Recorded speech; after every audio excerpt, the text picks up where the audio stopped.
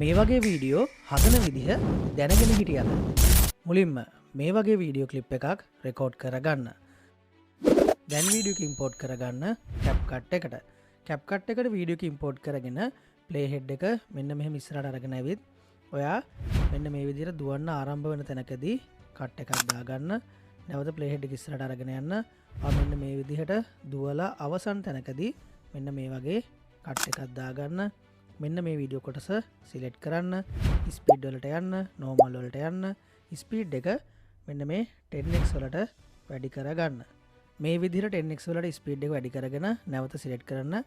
Speed එක වැඩි කරපු වීඩියෝ ක්ලිප් එක යන්න motion blur වලට.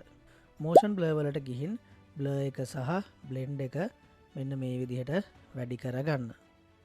ඊට පස්සේ මෙන්න මේ වගේ ලයිට් එෆෙක්ට් එකක් ෆ්‍රී ඩවුන්ලෝඩ් කරගන්න මේ වගේ වෙබ්සයිට් එකකින්. ඒ ලයිට් එෆෙක්ට් එකත් ඉම්පෝර්ට් කරගන්න CapCut එකට. CapCut එකට ලයිට් එෆෙක්ට් එක ඉම්පෝර්ට් කරගෙන එක සිලෙක්ට් කරලා එක මෙන්න මේ විදිහට ඕවර්ලේ කරගන්න.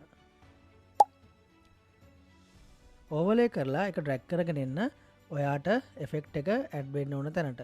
මෙන්න වගේ ඩ්‍රැග් කරගෙන ඇවිත් සිලෙක්ට් කරන්න වීඩියෝ ක්ලිප් එක, ස්ප්ලයිස් වලට යන්න, ලයිට්න් කියන එක දෙන්න.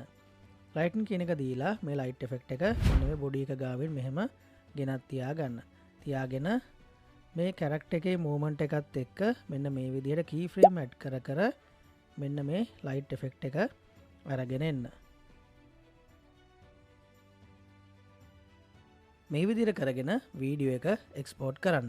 තවත් ඕනද මේ වගේ වීඩියෝස්? එහෙනම් more කියලා කමෙන්ට් එකක් දාන්න.